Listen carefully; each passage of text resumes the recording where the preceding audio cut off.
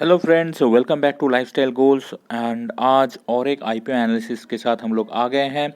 SME IPO का season बहुत hot चल रहा है। हर दिन कोई ना कोई एसएमई कंपनी अपने आईपीओ लेके आ रहे हैं। बहुत सारे कंपनी इंटरेस्टिंग बिजनेस मॉडल भी ऑफर कर रहे हैं। तो ऐसा ही एक कंपनी का आज आईपीओ एनालिसिस हम लोग करेंगे, जिसका नाम है सबर फ्लेक्स लिमिटेड। एंड ये कंपनी एक्चुअली पैकेजिंग प्रोडक्ट्स बनाती हैं, तो पैकेजिंग इंडस्ट्री से बिलोंग करती है। ओवरऑल ये कंपनी सप्लाई कर रही है total 3 different types of product. तो एक में है multi layer forms, printed laminates and flexible packaging products. Company के आईपीओ के बारे में थोड़ा जान लेते हैं। तो सब्सक्रिप्शन डेट ओपन है 8 सितंबर से 13 सितंबर। प्राइस फिक्स किया हुआ है 11 रुपीज़ पर शेयर। टोटल फ्रेश इशू आ रहा है ऑलमोस्ट 40,70,000 शेयर्स का, जिसके थ्रू ये लोग 4.48 करोड़ मार्केट से रेज करना चाहते हैं। ऑफर फॉर सेल नील है। मिनिमम बिड लॉट है 10,000 शेयर्स का। तो अगर आप बिड करते हो तो आपका 1,10,000 रुपीज़ लॉक इन रहेगा। कंपनी का फेस वैल्यू है 10 रुपीज़ पर share. Retail allocation 50% and listing होगा एनएसई एसएमई एक्सचेंज पे। बाकी कुछ इंपॉर्टेंट डेट्स देख लेते हैं। तो फाइनलाइजेशन बेसिस ऑफ अलॉटमेंट होगा 16 सितंबर को। इनिशिएशन ऑफ रिफंड्स होगा 19 सितंबर को। Transfer of shares to demat account होगा 28 सितंबर। एंड लिस्टिंग डेट है 21 सितंबर 2022। कंपनी के आईपीओ ऑब्जेक्टिव्स थोड़ा देख लेते हैं। तो इनका जो ग्रॉस प्रोसीड आ रहा है वो है 4.47 करोड़ का, जिससे इशू रिलेटेड एक्सपेंसेस निकाल देंगे तो आपका नेट प्रोसीड आ रहा है ऑलमोस्ट 4 करोड़ का, जिसमें 3.1 करोड़ जाएगा of funding for working capital requirement and general corporate purpose के लिए 89 लाख रुपीज़ एलोकेटेड हैं। तो कंपनी के बारे में और थोड़ा जान लेते हैं। तो company as we said it's coming from packaging industry and India में पैकेजिंग इंडस्ट्री का ग्रोथ प्रॉस्पेक्ट बहुत बढ़िया है।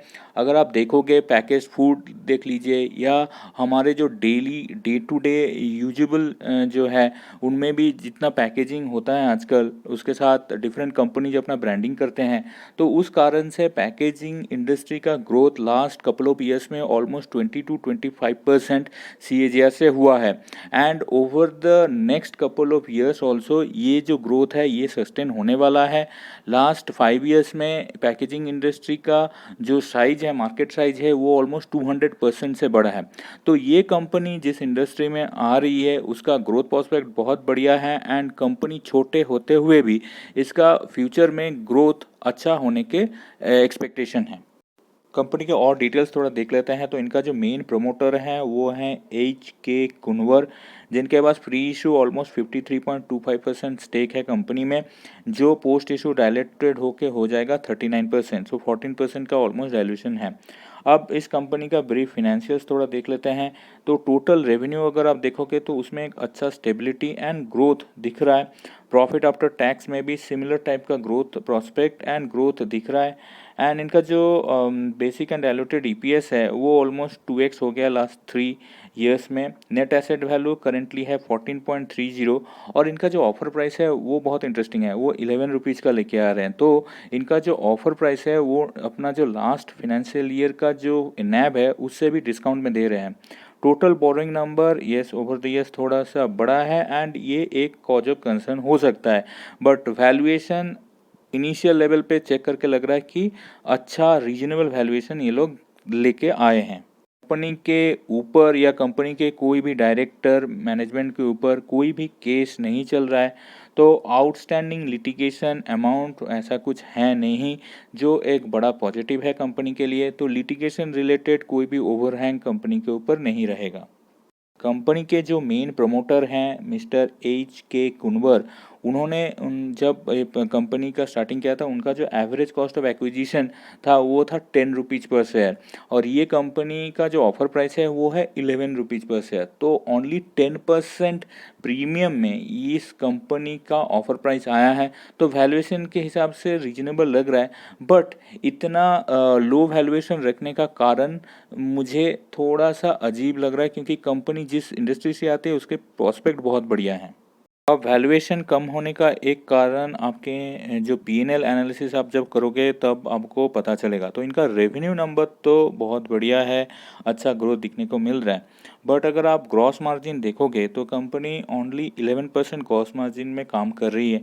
इनका एबिटा मार्जिन 2.5 2.8 के आसपास है एंड इनका जो प्रॉफिट मार्जिन है वो तो नॉट इवन 1%। सो मार्जिन सच्ची में बहुत कम है।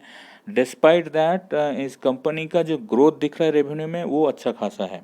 कंपनी का बैलेंस शीट अगर आप देखोगे तो टोटल एसेट नंबर पे एक अच्छा ग्रोथ दिख रहा है। बट दो चीज़ अगेन मैं पॉइंट आउट करना चाहता हूँ, इनका जो डेट टू इक्विटी प्रोफाइल है वो ओवर द ईयर्स डिटेरिएट किया है, 1.1 से 1.5x हो गया है बढ़ के।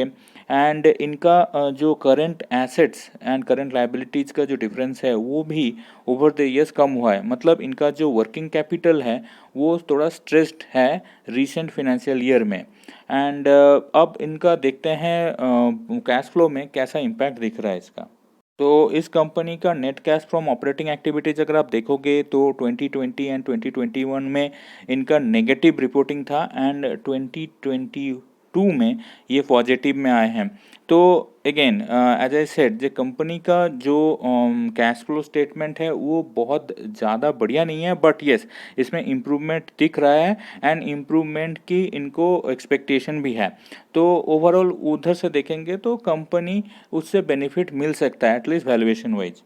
कंपनी का वैल्यूएशन अगर आप देखोगे तो ऑफर प्राइस डिटर्मिनेशन में जो जो पॉइंट और जो जो फैक्टर्स काम किए हैं वो है experienced promoter and management expertise, quality customer base, quality and focus on customer satisfaction and satisfactory track record.